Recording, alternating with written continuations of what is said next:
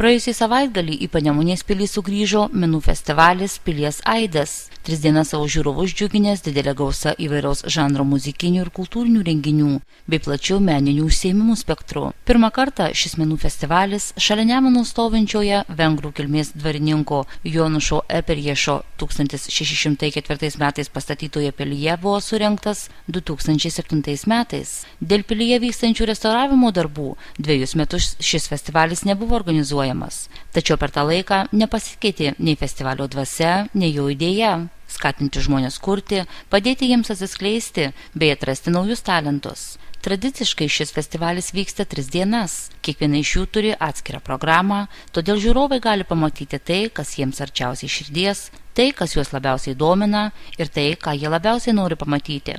Pirmoji šių metų festivalių diena, praėjusios savaitės ketvirtadienis, buvo skirtas šiuolaikiniai muzikai. Nuo 16 iki 3 valandos ryto Pilies kieme kartu su didžėjais Kastis Torau ir Donatello bei 3 muzikinėmis grupėmis Šeilo jaunimas. Antrąją festivalio dieną buvo atiduota duoklė rokui. Visą penktadienio popietę didžioji scena vėl priklausė jaunimui, jaunoms roko ir instrumentinėms vokalinėms grupėms. O vakare jie didžiąją sceną užleido šio muzikinio žanro vilkams legendiniai grupiai Antis. Prieš šį koncertą vienoje iš Pilies menių susipažinti su Lietuvos motociklizmo istorija pakvietė žurnalistas Rimantas Bružas. Šio festivalio svečio žiūrovams pristatyti tikrai nereikėjo. Tai, kad jis puikus žurnalistas, režisierius bei dokumentinių istorinių filmų kūrėjas, žinojo ko gero kiekvienas atvykęs į šį susitikimą.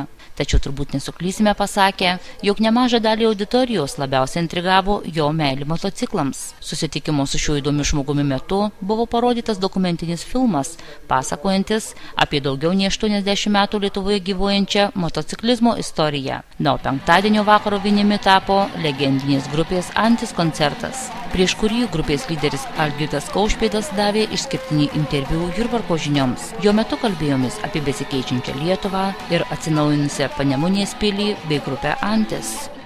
Esu labai nustebęs, kaip viskas dabar čia sparčiai restauruojama ir kad šita vieta įgijo savo vėl gyvybę, kad tai yra kultūros centras ir kad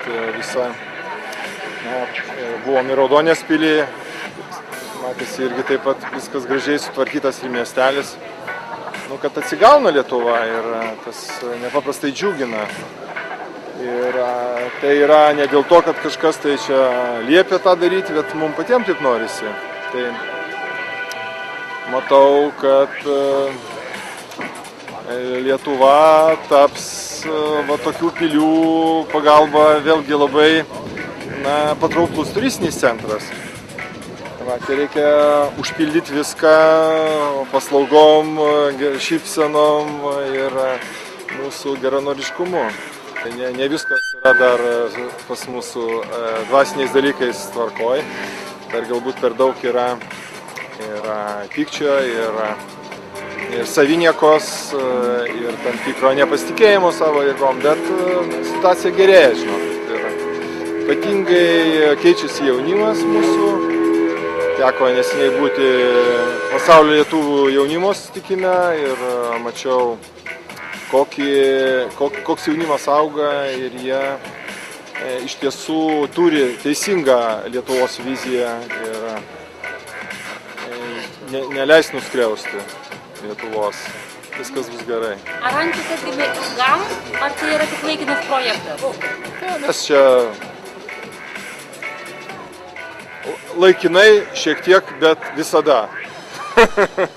Žodžiu, beveik metus negrojom, dabar čia per festivalius susidarė daug pakvietimų, sakom, gal pagrosim truputėlį. Tai žodžiu, nedarom, nelabai sureikšminam tų dalykų, galim pagroti, galim ir negroti. Bet žmonės kviečia, vadinasi, dar reikia, nes daug kas dainuoja užsienio kalbomis, tai tas lietuviškas žodis visiems reikalingas. Daugiau nei 1,5 valandos trukusiame Anties koncerte skambėjo tiek visiems iki skausmo pažįstamos, tiek ir naujos apie šių dienų problemas kalbančios dainos.